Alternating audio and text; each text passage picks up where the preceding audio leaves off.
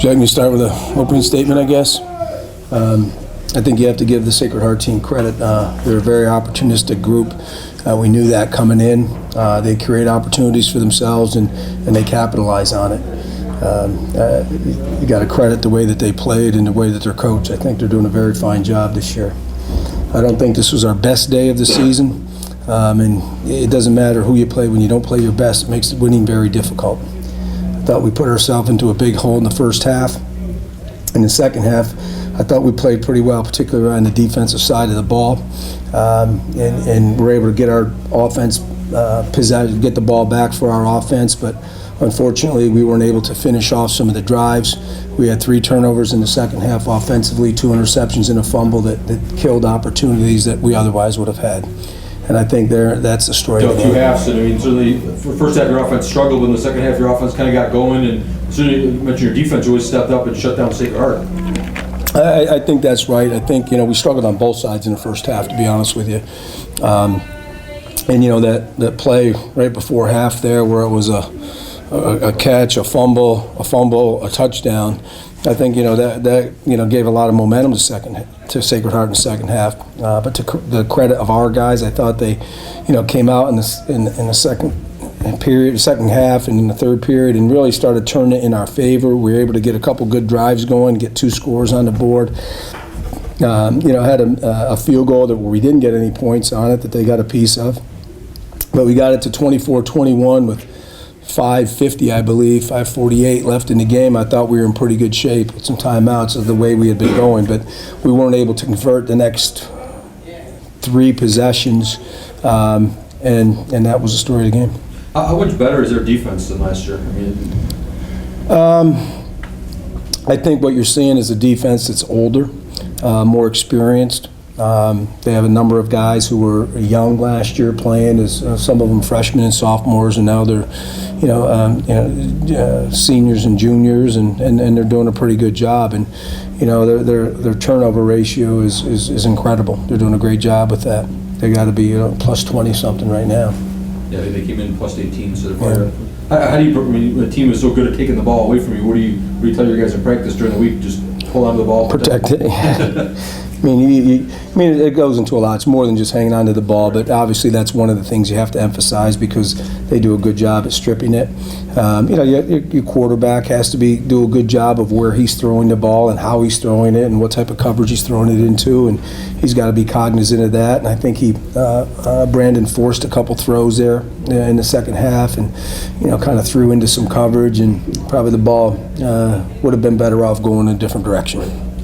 Rob Coloni with Sacred Heart. On that 4th down and 4 that ended the game, can you talk about your approach out of the timeout?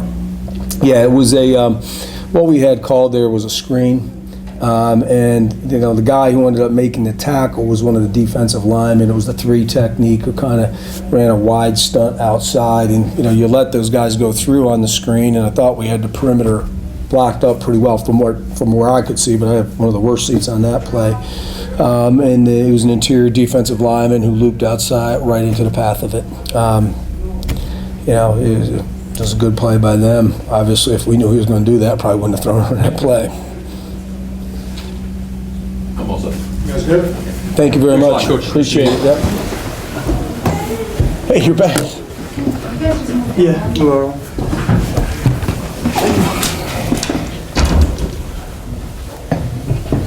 Get an opening statement. Sure. Obviously, it's a great win when you can bounce back from a tough loss in St. Francis. Even though it was a non-league game, we hadn't been very successful versus Monmouth.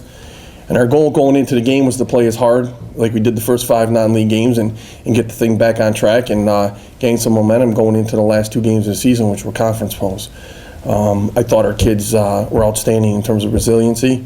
I think we show who we are. In terms of, I talk to kids all the time about playing hard for 60 minutes, hard hat type kids, workman-like kids, and obviously the kid to my right demonstrated that today.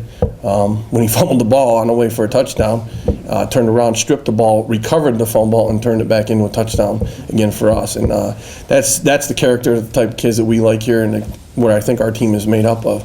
And it was just a great win to get the thing turned around, and I'm happy for these guys to bounce back after a tough loss last week.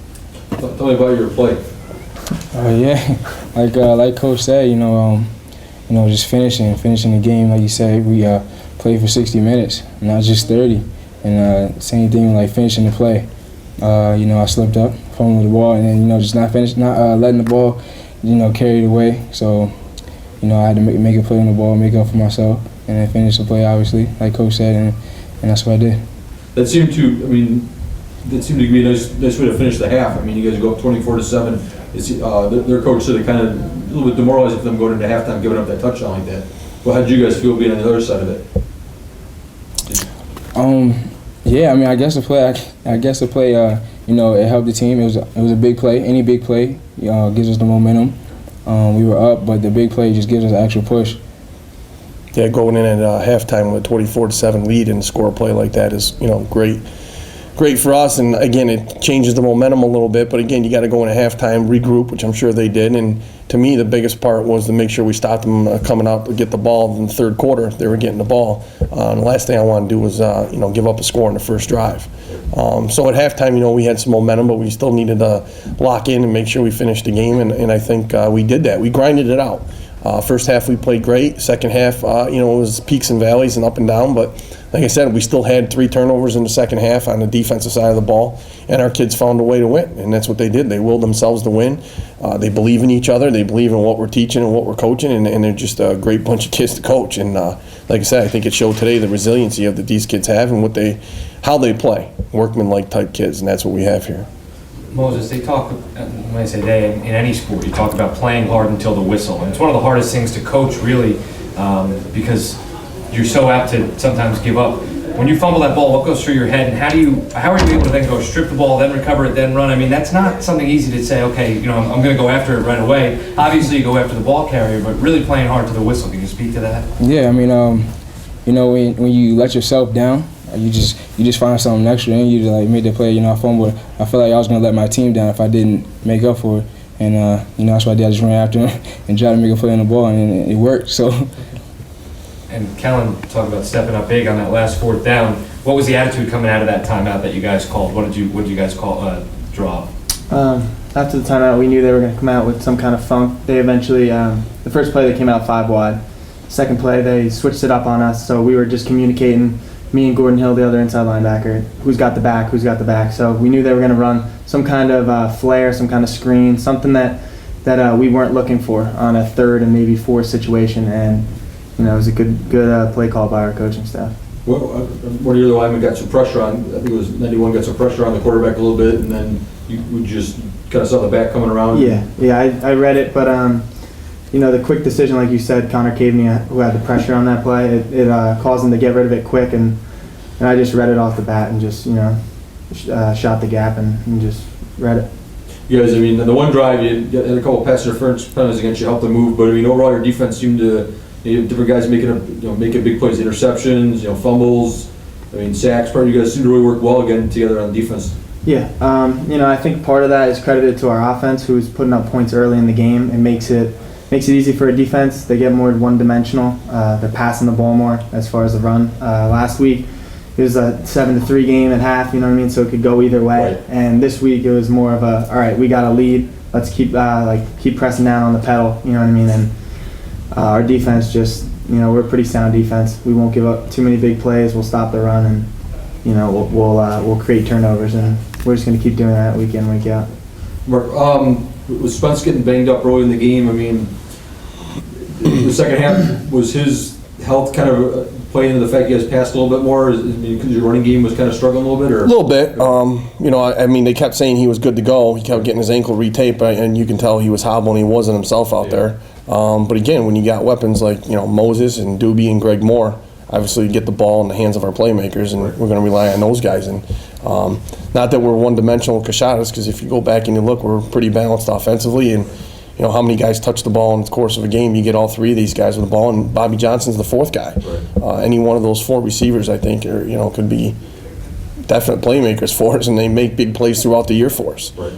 It's just a matter of spreading around and making sure we get our guys the ball who can make plays, and we're good with Sean Bell too. Yeah.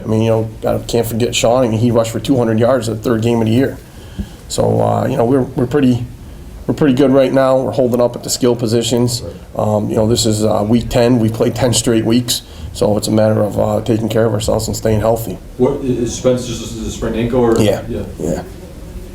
I mean, if he was 100%, I'm sure he would have loved to pound it away with a 17-point lead. I'm sure he would have loved to try to pound with him more. Yeah, you could say that, but again, they were loading up the box, and then we got to take a look at what we're doing. And Coach Bowles obviously saw what they were doing and playing, zero coverage and cover one, and putting 9 guys in that box. So if that's the case, you're gonna, get the ball in the hands of Greg Moses and Tyler Doobie. So I'll ask you about your defense. I mean, they seem to make big plays when you need them. I mean, like that 4th down play and a couple other times. I mean, the defense really just had to stand up when you need it. Yeah, they answered the bell today. I mean, we have 4 turnovers, I think, a couple fumbles and 2 picks or something like that. But again, they answered the bell today. They played well, and I think Kellen hit the nail on the head when he said when the offense gives you a 24-7 lead, it's easier to play fast and downhill and not worry about anything and playing without any pressure on your back.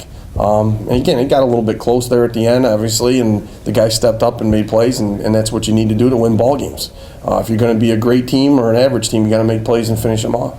It seems like this team doesn't really have a long memory in that your 2 losses, you come back and you just dominate pretty much. I mean, can you talk about kind of the attitude? I don't know who wants to answer. Maybe if Kellen, if you want to just talk about the overall attitude in the locker room and how you guys have 2 huge games coming up, and I know you won a big game today and you're going to be happy about it, but something tells me you guys are going to get ready for Duquesne almost immediately.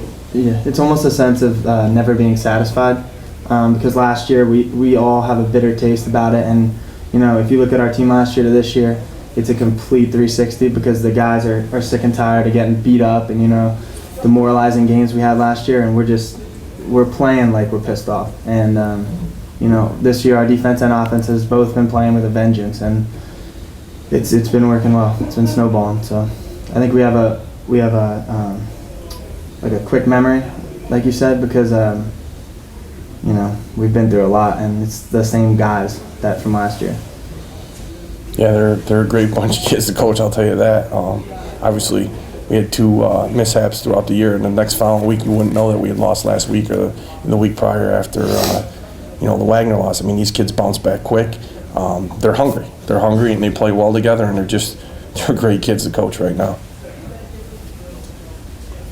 Great, thanks guys. Thanks, guys.